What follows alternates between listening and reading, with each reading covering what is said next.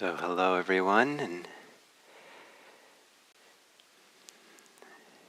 welcome.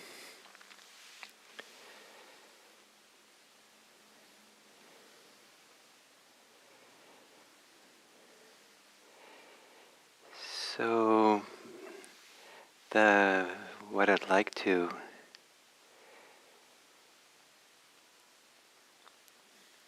suggest today is that we focus the meditation on the faith. Meditation supported by faith. And faith sometimes is seen as being extremely religious phenomena, emotion, motivation, and maybe it is. But rather than thinking of it as something that we can't experience and know and something not relevant to exactly here and now, the faith I propose is the faith in the practice. And we call on faith to practice here. With a little bit of kind of analysis or orientation, we could think of many of us spend much of the day having faith in the wrong things. That whatever your mind is preoccupied with, that is something that you or your mind has faith in, that it's valuable to do so. It's purposeful to do so. And we put a lot of faith into sometimes fantasy, sometimes planning, sometimes remembering and reviewing. And we have put faith in desires for things. We have faith in aversion in things. And to put our faith in those things shortchanges us. It limits us. And instead, when we put faith in the practice, we are making room and space for something within us, something that's unlimited, something which is not defined by me, myself, and mine. Something that can grow and expand and develop and be creative and be freeing. And the simplest way of saying what the faith is when we practice is we have faith in being awake. And I use this word carefully because instead of saying faith in being mindful, faith of being aware, to be awake is in a sense, it doesn't refer to an activity that we do, but a state that we are in. We can be sleeping at night, then in the morning we wake up and we're awake. And then it's just a quality of, a characteristic of being somewhat maybe clear, somewhat maybe conscious, somewhat there's a present for our experience. But without putting any restrictions on anything, without having to focus on something, it's just being awake in the midst of this life of ours. And to have faith in being awake, and the reason why this is so significant is that an awareness, an alertness, a presence that doesn't restrict anything, doesn't interfere with anything, doesn't reinforce anything, doesn't reinforce the unhealthy activities of our mind, and it makes room for some profoundly deep, healthy activities of the mind. It makes room for healing. It makes room for settling. It makes room for uniting, unification of all we are. It makes room for growth and development that we can't engineer. So to have faith in being awake, and as we sit for this sitting, maybe you can just very gently, gingerly, tenderly use the word awake. Maybe each time you exhale. Or maybe at the beginning of the inhale. but to say the word with faith in the value of having a living awareness, living attention to this moment, as if you're making room for whatever is there without reinforcing anything, without participating in thoughts and desires and aversions. Where being awake is bigger, wider than anything, any involvement with anything. Where there's room for what is healthy to grow and develop and do its work. Awake. So assuming a meditation posture that maybe has a little intentionality in it.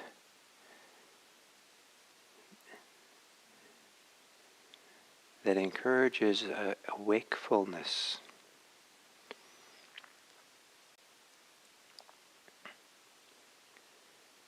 If you're sitting upright, maybe your spine can be a little bit more alert. If you're sitting in a chair, laying back into a backrest, even so, you might readjust slightly, so you're a little bit more alert in your spine. And if you're laying down, maybe there too you can adjust the shoulder blades so that they are a little bit more, maybe roll, kind of sliding down the back, providing a stronger, flatter surface for supporting your upper back. And maybe in such a way that your chest maybe comes out a little bit.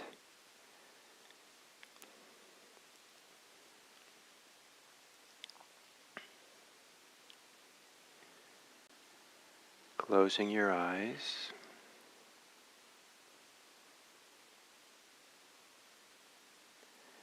Relaxing on the exhales.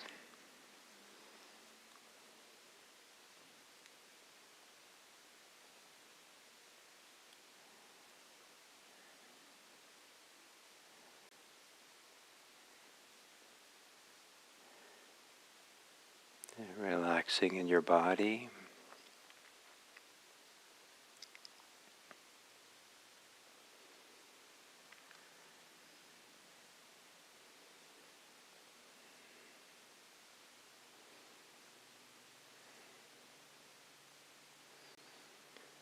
Relaxing in your mind.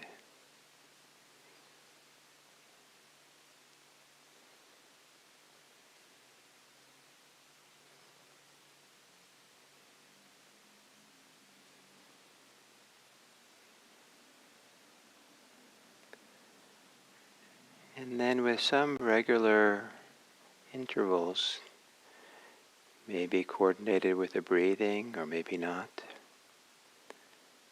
gently, almost as a whisper, almost as of a ever so light breeze, almost as if you're not saying anything. Maybe it's even a non-verbal knowing. Say or know the word awake.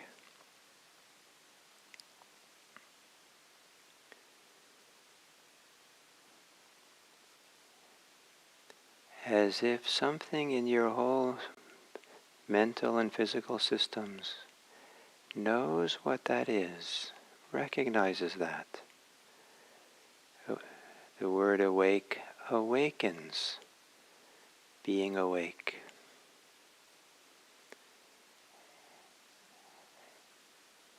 A wakefulness in which your present moment experience of body, of breathing, of mind is known, is revealed,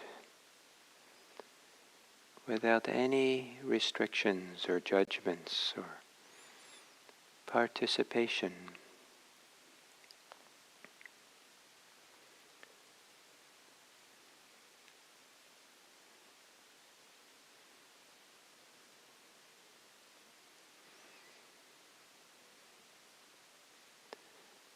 With the word awake, reminding yourself of having faith, deep faith, full faith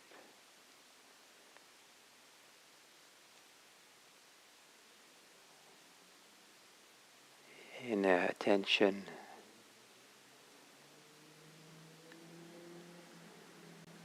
that gives infinite room for all things to be in the present without participating with any of it.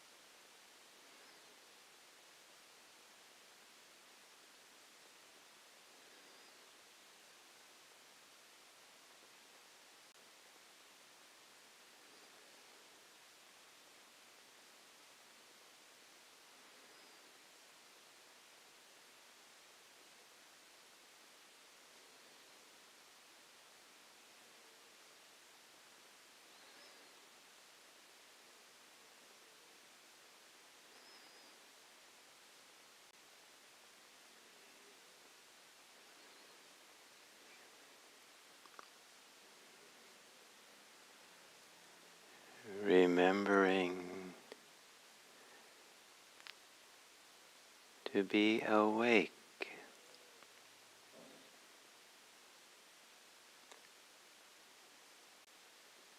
And being awake is similar to making infinite space around everything, so that what needs to settle can settle, relax,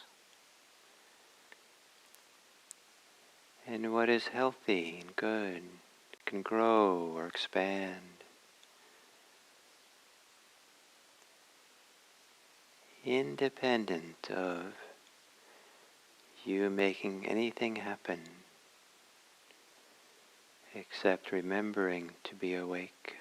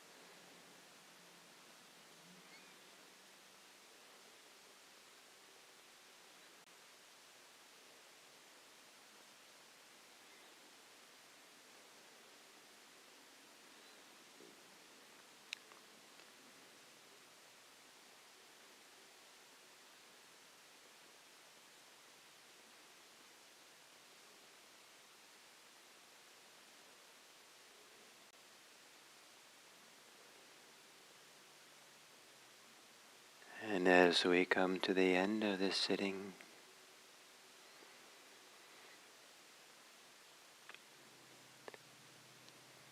to tap into once more what within comes alive around the word awake. To be awake.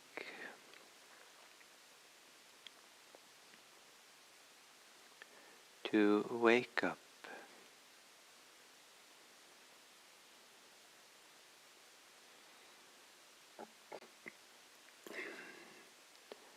To awaken a sense of living attention in the present moment.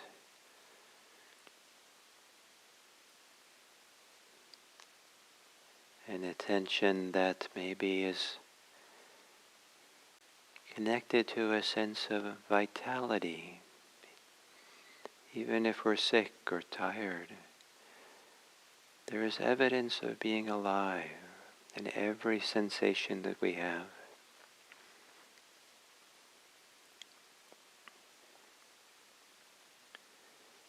And to be awake is to make lots of room, give breathing room to everything.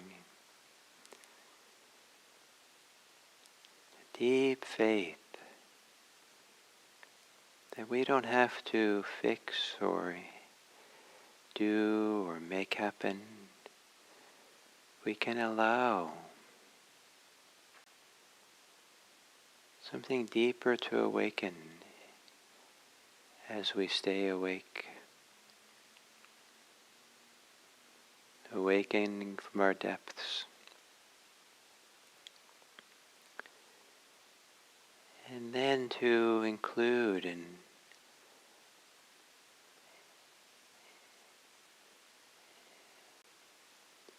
in our wakefulness other people, other living beings,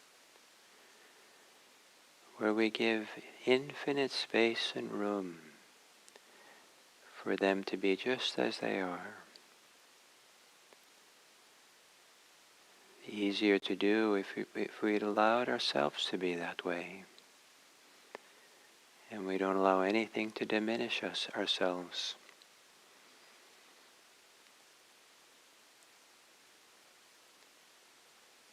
And in this field of relatedness to others, in being awake, may we spread our goodwill, our compassion, our care.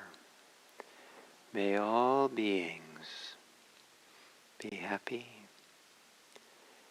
May all beings be safe. May all beings be peaceful. May all beings be free.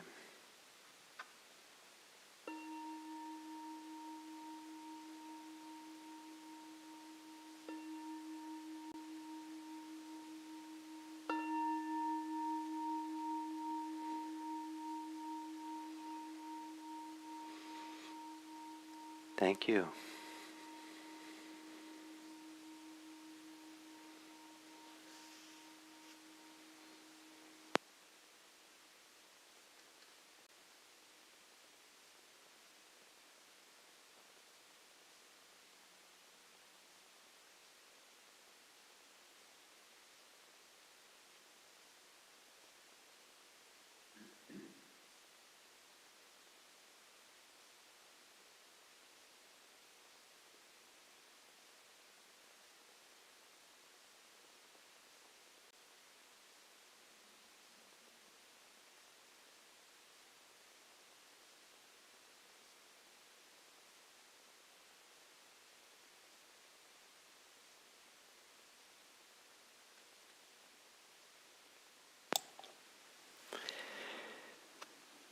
So, hello everyone, and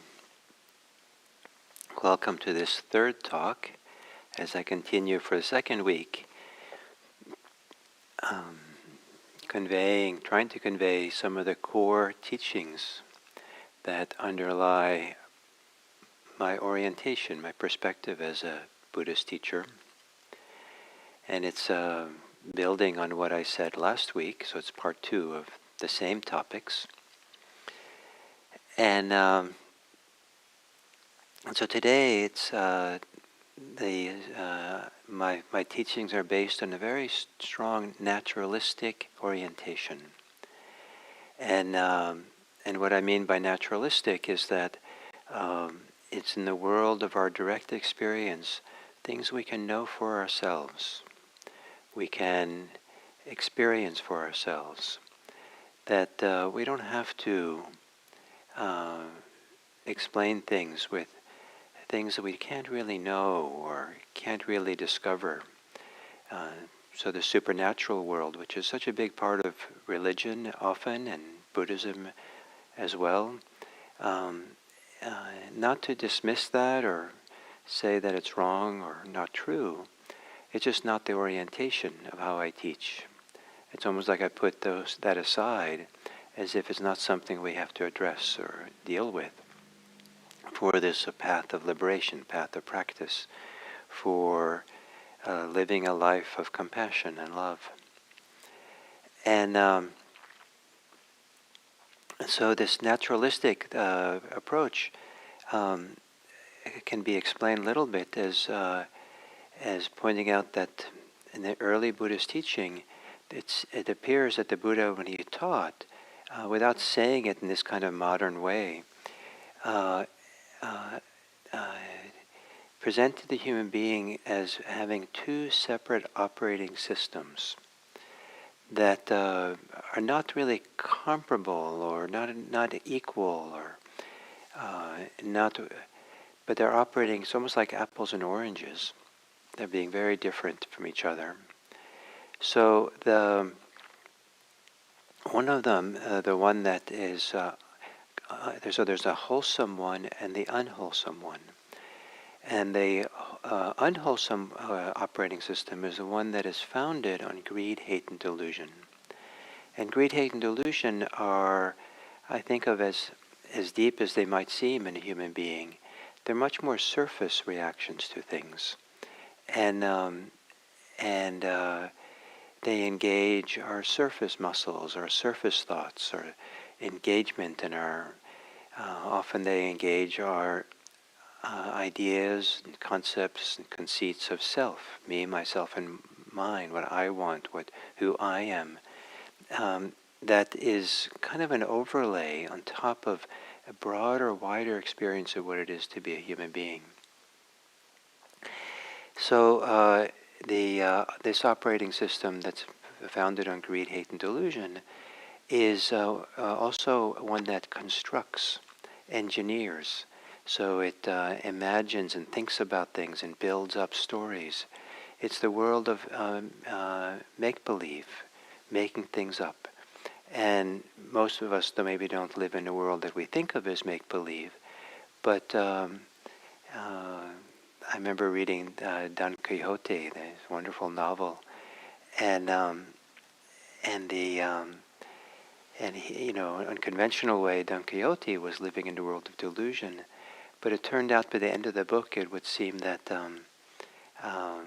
everyone else was living in a socially constructed world of all these rules and behavior and concepts that people were navigating that was more delusive than, seemed normal, but more delusive than Don Quixote. And he had these fundamentally beautiful values that he was living by that raised the question, what is delusion, what is not delusion? And so this constructed world that we live in, that we inherit from our society, and it teaches us profound things about who we are, who we think we are, the constructed self. The other operating system of the Buddha is can be simplistically called the holistic side of it, of our life. It's from a deeper source within. and it's a source of life within, of source of thoughts, source of emotions, source of motivation, which is not made up. It doesn't involve a made up world of concepts and constructs. It does not involve greed, hate, and delusion, but arises from some deeper movements from deep within. And maybe that they arise from the opposite of greed, hate, and delusion, from generosity, love, and wisdom. Maybe they arise from an organic source within, meaning that it's something that we don't construct, but something we allow to grow. That we can build and construct a house, but we cannot build and construct a baby. We can allow the natural abilities of gestation to allow the embryo to grow and develop over time. And it's remarkable that is something that's so much more complex than a house can become somehow grow and evolve and develop. And the task of a mother is to allow the best conditions for that life to unfold within, develop within. So it's not a coincidence that I use this as the example, because one of the sources of this deeper way of living that the Buddha talks about is he talks about the yoniso, which can be a place where life begins. And so for humans, that's sometimes considered to be the womb. So there's a place where life gestates, the emerges, that it and from deep within, and that's not constructed. And so these two operating systems have very different ways of relating to it. One we engage in and fight with and fix and adjust, and the other one we have to get out of the way for and allow. We have to recognize it and make room and space. And the wonderfulness about the Dharma practice is that as we are mindful of things, as we're awake and present, it has different effects on these two systems, operating systems. The operating system that is based on greed, hate, and delusion is a system that's based on tension. And as we're aware of it and present for it, that tends to help the tension relax.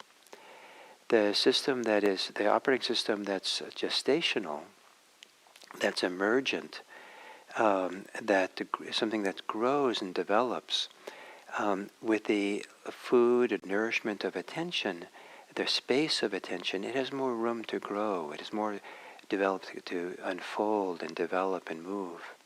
So attachments tend to move towards letting go, and the deep wisdom of awakening, the deep compassion, the deep faith, the deep equanimity, the deep peace grows and develops. The joy, the happiness of practice grows and develops from this deeper source. And these two operating systems I associate with the difference between fight and flight and approach and nurture. That the fight and flight engages the surface muscles. It's a muscular thing. Approach and nurture, to nurture and support and tend something like a gardener tends a plants. That tending is something that is a deeper instinct, a deeper motivation. It involves something deeper than our musculature that is operating. Exactly what that biological source is, maybe, we can have all kinds of speculation. But for the Buddha, it was something that was not of the muscles, not of the flesh, that was somehow deeper within. So in saying my orientation is naturalistic, it's appreciating something that's very natural about the human being, that is healthy and wonderful and capable of healing and development and growth, and one of the things that it wants to grow into is a freedom from the restrictions, freedom from the limitations of what this greed, hate, and delusion operating system provides us, that the tension holds us in check in some way. So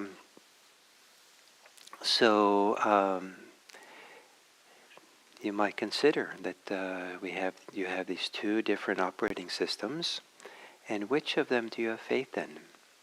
Which of them do you feed and support and strengthen over time by participating in it and engaging in it?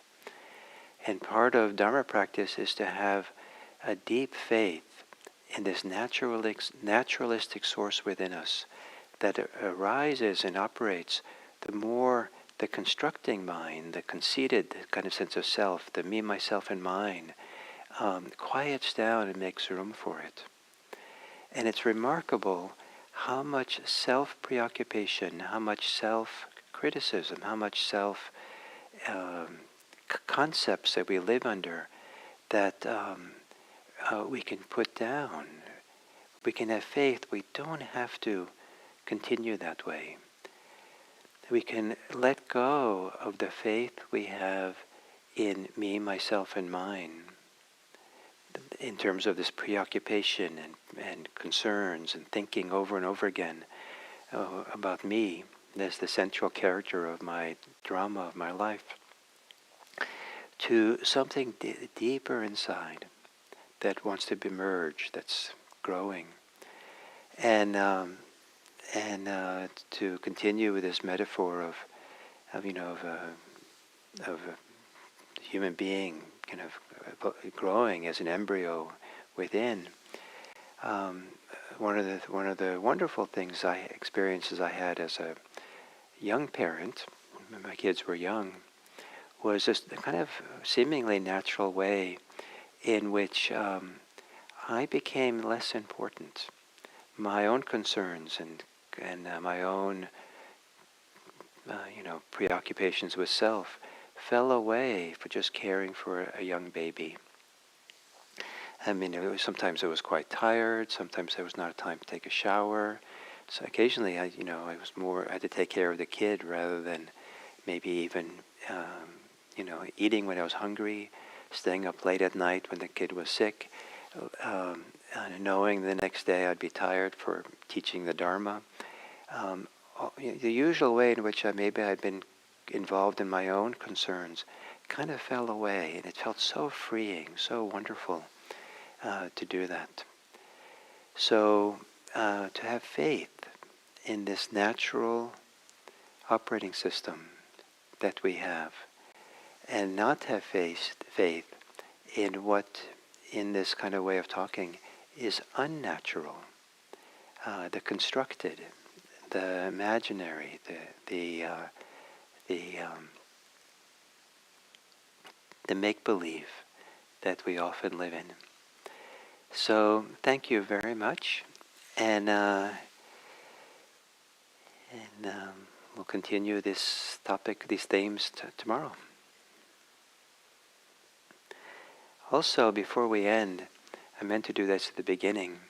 I want to just for a moment celebrate with you that this is Juneteenth Day, and it's a wonderful holiday because of any holiday that celebrates independence and freedom is a Buddhist holiday. And for us as Buddhists to focus on liberation, to appreciate the worldly liberation, that's such an important thing that people to have, that was long coming for the slaves in America, is a wonderful thing to celebrate. And if you'd like to join us this evening here in California at 6 p.m., we're having a Juneteenth Day celebration by the wonderful teacher, Anne Royce, who some of you might know. She's taught for our Mindfulness Circle for Black practitioners, and she's also taught Happy Hour. So, thank you.